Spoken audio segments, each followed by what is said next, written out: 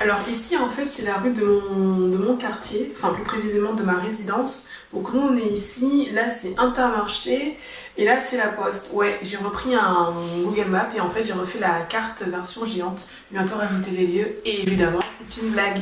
Mais je vais quand même vous expliquer comment faire un mur façon Pinterest avec ces espèces de formes un petit peu qui vont dans tous les sens mais quand même qui ont un rendu unique. C'est parti mon tiki.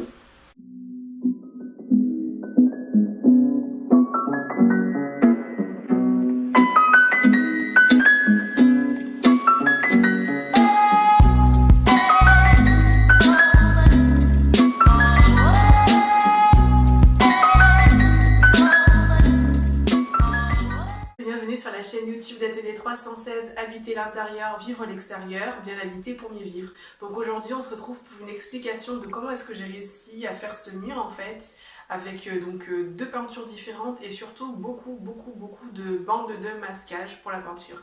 Donc voilà, on commence tout de suite sans plus tarder. C'est assez simple de faire du masking tape sur son mur, c'est assez facile finalement de faire des lignes sur un mur et vraiment d'avoir cet effet un peu Pinterest, un peu voilà, un petit peu artistique, un petit peu graphique, un petit peu design. Donc la première étape, ça va être en fait de venir tout simplement déjà laver votre mur. Donc laver votre mur tout simplement pour enlever les poussières, voilà, les taches de gras, enfin bref, enlever toutes les petites imperfections qui peuvent venir tout simplement à la bonne accroche de la peinture sur votre mur. Moi ce que je conseille de faire, c'est de le faire tranquillement le soir, je sais pas, après le dîner à 21h et puis ensuite vous reprenez le lendemain matin la peinture. La deuxième étape va consister à l'application de la sous-couche. Donc la sous-couche universelle va vraiment être une espèce d'interface entre le mur et la peinture. Donc la sous-couche, vous allez l'appliquer, en général il faut la laisser sécher 6 heures. Et une fois que les 6 heures sont passées, vous allez venir appliquer votre couleur de fond. Donc en fait, la couleur de fond, c'est la couleur tout simplement de vos lignes.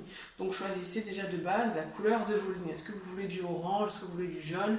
Est-ce que vous voulez du noir? Voilà, c'est la première question qu'il faut se poser. Et donc en déterminant la couleur de vos lignes, ça va tout simplement déterminer la couleur de la première couche de peinture appliquée. Donc ici, c'est cette espèce de jaune très dilué, ce jaune de la marque Luxens Cool One, quelque chose comme ça. Et donc ce que je vais faire, c'est que je vais du coup peindre toute la surface du mur avec cette couleur. Je vais laisser sécher et moi je vous conseille d'appliquer la deuxième couche pour uniformiser vraiment le rendu de toutes les lignes, qu'il n'y ait pas de choses bizarres où on verrait éventuellement la sous-couche, voire peut-être la couleur d'origine du mur. Vous respectez les temps de séchage. Maintenant vous allez venir mettre votre scotch de masquage, votre ruban de masquage et vous allez faire des lignes un petit peu comme vous le voulez. Donc moi là-bas je suis partie sur des lignes plus ou moins parallèles on va dire, donc avec des espèces de diagonales comme ça, comme ça, et puis après au fur et à mesure de l'imagination je les ai mises dans l'autre sens, etc. Moi ce que je vous conseille de faire, c'est de choisir un ruban de masquage qui va être dans une couleur complètement différente de votre couleur de fond. Pourquoi? Tout simplement parce que ça permet de mieux se rendre compte du rendu potentiel des lignes en fait. Que si vous avez donc cette couleur jaune et que vous choisissez un ruban de masquage blanc, bon, on va pas forcément trop se rendre compte de ce que ça peut rendre. Ensuite, donc vous posez votre bande de masquage dans les sens que vous voulez et surtout pensez à bien appuyer sur le ruban de masquage pour éviter que la peinture s'infiltre dans les espèces de petites bulles d'air, etc. Et que ça fasse un petit peu ce côté un peu baveux, un peu débordant, qui finalement peut donner un rendu un peu disgracieux.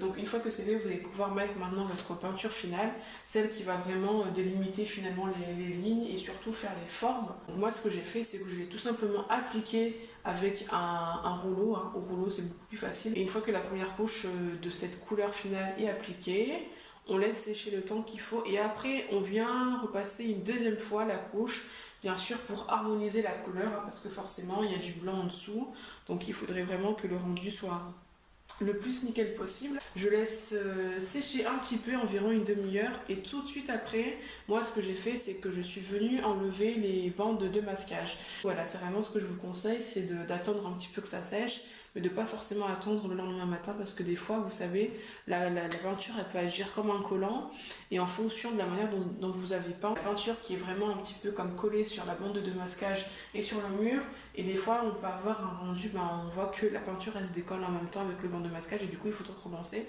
et c'est un peu relou. Donc voilà, ne pas attendre trop longtemps avant que ça sèche et puis ensuite il n'y a plus qu'à profiter de votre mur et de prendre toutes les photos Instagram où vous avez envie.